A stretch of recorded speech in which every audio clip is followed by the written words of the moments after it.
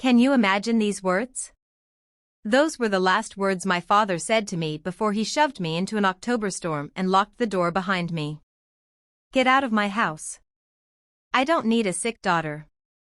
I was 15 years old. I had no coat, no phone, no money, just a school backpack with algebra homework inside and rain already soaking through my sneakers. 3 hours later, the police called him. And when he heard what they said, his face went white as a ghost. But by then it was way too late. I'm sure walls. I'm 28 now, sitting in my Boston apartment, watching rain slide down the window. There's a letter on my kitchen table. Shaky handwriting on cheap nursing home stationery. After 13 years of silence, my father wants to see me. Says he's dying. Says he's sorry. Funny thing about rain, it always takes me back to that night. October 14, 2011. I remember coming home from school like it was any other Tuesday. Backpack over one shoulder, head full of the algebra test I'd just aced. I was thinking about dinner, about homework, about the band poster I wanted to buy with my birthday money, normal 15-year-old stuff. I had absolutely no idea that in less than 2 hours, I'd be walking alone through a freezing storm, wondering if I was going to survive the night. The moment I stepped through that front door, I knew something was wrong. My father was standing in the living room looking like a volcano about to explode. His face was the color of raw meat. His hands were shaking and he was holding a wad of cash in one fist and empty pill bottles in the other. My sister Karen stood right behind him. She was 19, 4 years older than me, and she had this expression on her face: concerned, worried, heartbroken, the perfect picture of a devoted older sister who just discovered something terrible about her baby sibling. But I saw her eyes. I caught that little flicker she couldn't quite hide. Satisfaction. Our stepmother, Jolene, hovered in the kitchen doorway, arms crossed, lips pressed together, saying absolutely nothing. That was her specialty. Saying nothing while bad things happened. My father didn't even let me put down my backpack. He started screaming like I'd set the house on fire. He said I'd been stealing from his wallet for months. He said I'd been buying pills, hiding them in my room. He said Karen had found the evidence. Cash stuffed in my dresser. Pill bottles in my closet. Text messages proving I was talking to drug dealers. I tried to explain. I tried to tell him I'd never touched his wallet. Never seen those pills. Didn't even know what he was talking about. But the words died in my throat because I realized something horrible. He wasn't listening. His mind was already made up. Karen had spent the whole day preparing him, feeding him lies like poison wrapped in sugar. She stood there looking devastated, telling him she'd tried so hard to help me. Tried to get me to stop. She said she hadn't wanted to tell him, but she just couldn't watch her little sister destroy herself anymore. It was a masterpiece performance, Academy Award worthy, and my father swallowed every single word like it was gospel truth. He grabbed my arm hard enough to leave bruises and dragged me toward the front door. My backpack was right there where I dropped it. He picked it up and threw it at my chest so hard I stumbled backward. Then he opened the door. Rain was already coming down in sheets. Thunder rolling somewhere in the distance. The temperature had dropped 15 degrees since that morning. And my father looked me dead in the eyes and said those words again. Get out of my house. I don't need a sick daughter. He pushed me onto the porch. The door slammed. The deadbolt clicked. And just like that, at 15 years old, I was homeless. I stood on that porch for maybe 5 minutes, completely frozen. Not from the cold, though that was coming, but from shock. I kept waiting for the door to open again. Waiting for someone to say. It was all a big misunderstanding. Nobody came. My phone was sitting on my bedroom desk. I wasn't allowed to grab anything except what was already in my hands. My backpack had textbooks, a half-eaten granola bar, and absolutely nothing useful for surviving a night outside. No jacket, no money, no way to call for help. 2011, pay one still existed somewhere, but who carries quarters? Not a 15-year-old who spent her allowance on band posters. Priorities, right? Straight A student, 0-star survival skills. So, I started walking. I didn't make a conscious decision about where to go. My body just moved on autopilot toward the only safe place I knew. My grandmother Dorothy's house 7 miles away. My mom's mom. The one person who always looked at me like I mattered. 7 miles doesn't sound like much when you're driving. When you're walking through freezing rain and canvas sneakers with no coat, it might as well be 700. Route 9 stretched ahead of me. Dark and slick with rain. Cars splashed past without slowing down. I was just a shadow on the roadside, a shape nobody wanted to look at too closely. After the first mile, my clothes were soaked through to my skin. After the second mile, I couldn't feel my fingers anymore. After the third mile, my teeth were chattering so hard I thought they might crack. But I kept walking. What else could I do? Go back and beg my father to believe me. He'd already made up his mind. I had nowhere else to go except forward. One numb step at a time. The thing about hypothermia is that you don't realize it's happening until it's almost too late. Your body starts shutting down piece by piece. And your brain gets foggy, and suddenly sitting down for just a minute seems like the best idea in the world. Just a quick rest just until you catch your breath. I made it 4 miles before my legs gave out. There was a mailbox up ahead. I remember thinking I'd just lean against it for a second, catch my breath, then I'd keep going. Grandma's house was only 3 more miles. I could make it, but my knees buckled before I got there. The gravel came up fast, and then everything went dark. 3 hours after throwing his daughter into a storm, my father's phone rang. The voice on the other end was cold and professional. Officer Daniels with County Police. There had been an incident. His daughter had been found unconscious on Route 9, hypothermia. She was being transported to County General Hospital. And one more thing, sir. Child Protective Services has been notified. A caseworker is already on site. We have some questions about why a 15-year-old girl was walking alone in a dangerous storm with no coat and no phone. We're going to need you to come down to the hospital and bring whatever evidence you have. My father's face went pale as bone.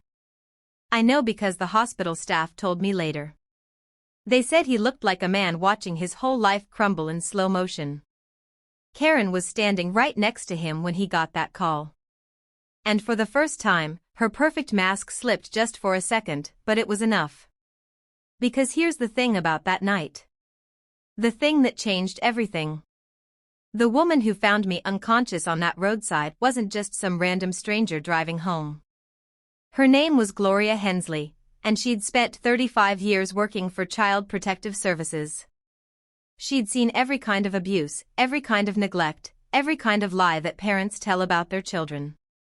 She knew exactly what she was looking at when she found a teenage girl in the rain with no coat and no phone and no one looking for her. And she wasn't about to let it slide. My father thought he was getting rid of a problem that night. Thought he was cleaning house, cutting out the bad apple, protecting his family from a sick daughter who didn't deserve his love. But what he actually did was light a fuse. And he had no idea what was about to explode. Before we continue, if you're enjoying the story, please subscribe and tell me in the comments where you're watching from and what time is it there. I see everything. Thank you so much for your support. Now, to understand what happened that night, to really understand why my sister did what she did, I need to take you back to when everything started falling apart. My mother, Patricia, died in 2006. Cancer. I was 10 years old. Karen was 14. One day, we had a mom who made pancakes on Sunday mornings and braided my hair for school pictures. The next day, we were standing by a hospital bed watching machines beep slower and slower until they stopped altogether. My father didn't handle it well. That's putting it mildly. He basically collapsed in on himself like a dying star. Went to work, came home, sat in his recliner, stared at nothing. The house could have burned down around him. And I'm not sure he would have noticed. So Karen stepped up. At 14, she became the one who cooked dinner and signed permission slips and made sure I got to school on time. She became the responsible one, the mature one, the daughter my father could lean on. And he praised her for it constantly. What would I do without you, Karen? You're so grown up, Karen. You're the glue holding this family together, Karen. I don't think he ever once asked how she was handling our mother's death. He just expected her to handle everything else instead. My father had two blind spots in life. His oldest daughter and his beloved recliner. Both were worn out, falling apart at the seams, and desperately needed to be replaced, but he couldn't see it. Men in their recliners. I swear what nobody saw, what my father absolutely refused to see was what happened when he wasn't looking. Karen wasn't just stepping up. She was building a kingdom, and in her kingdom, I was the peasant who needed to be kept in her place. It started small. Homework that mysteriously disappeared the night before it was due. Permission slips for field trips that somehow never made it to my teachers. My favorite shirt shrunk in the wash. Then another, then another. Oops. Must have been an accident. Birthday party invitations I sent out that my friends never received. Messages from classmates that got lost. A reputation being built brick by brick without me even knowing. She'd go to my teachers with this sad concerned expression and tell them I was struggling after our mother's death, that I was acting out at home, that they should be patient with me because I was going through such a hard time. She painted a picture of a troubled child and everyone believed her because she was so mature, so responsible, so caring. I tried to tell my father once, sat him down and explained that Karen was sabotaging me, that she was lying about me to everyone, that something was seriously wrong. He looked at me like I'd lost my mind. You're just jealous of your sister, he said. She's trying to help this family. You should be grateful. After that, I learned to keep my mouth shut. Stay small, stay quiet, survive until I could get out. 2 years after my mom died, my father remarried. Jolene was nice enough at first.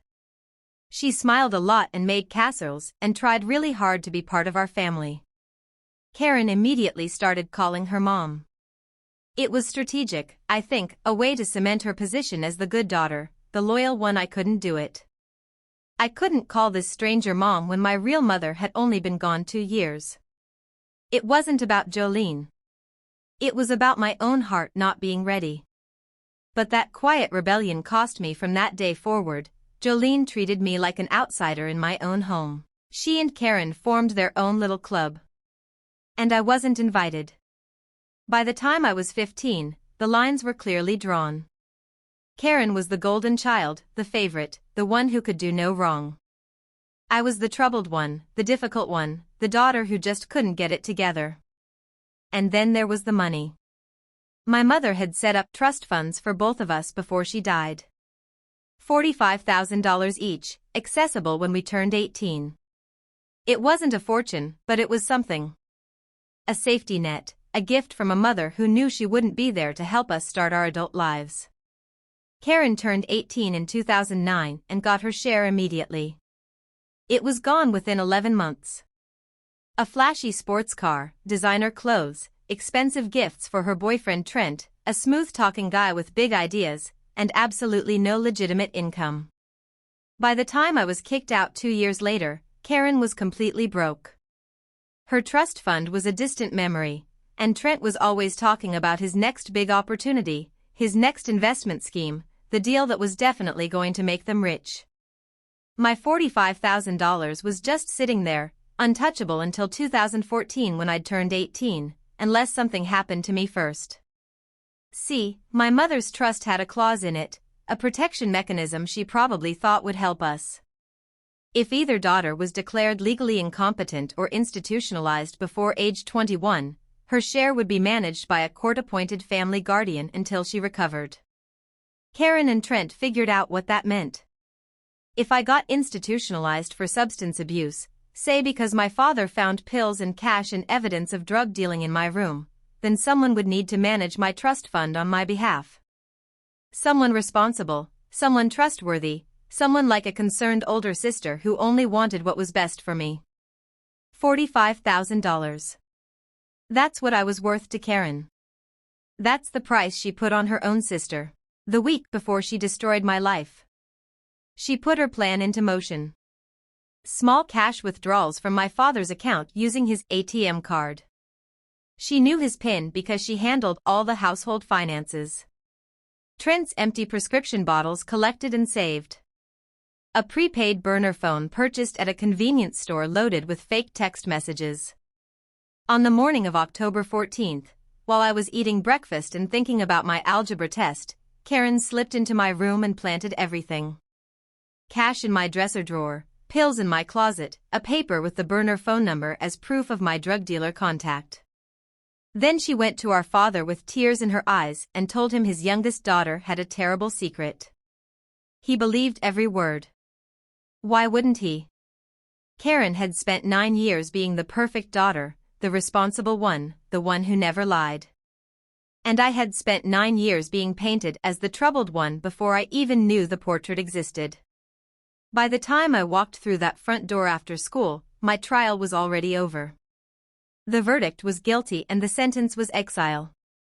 That's how I ended up on Route 9 in October rain, walking toward my grandmother's house like it was the only light left in the world. But Karen had made one mistake, one tiny error in her perfect plan. She didn't account for Gloria Hensley. I don't remember much about collapsing, just the gravel biting into my palms and then nothing. Like someone switched off a television in the middle of a show. What I remember is waking up. Fluorescent lights, the smell of antiseptic and industrial floor cleaner, a scratchy hospital blanket tucked around me like I was something fragile, something worth protecting. I hadn't felt that way in years. And there was a woman sitting beside my bed, silver hair pulled back in a neat bun.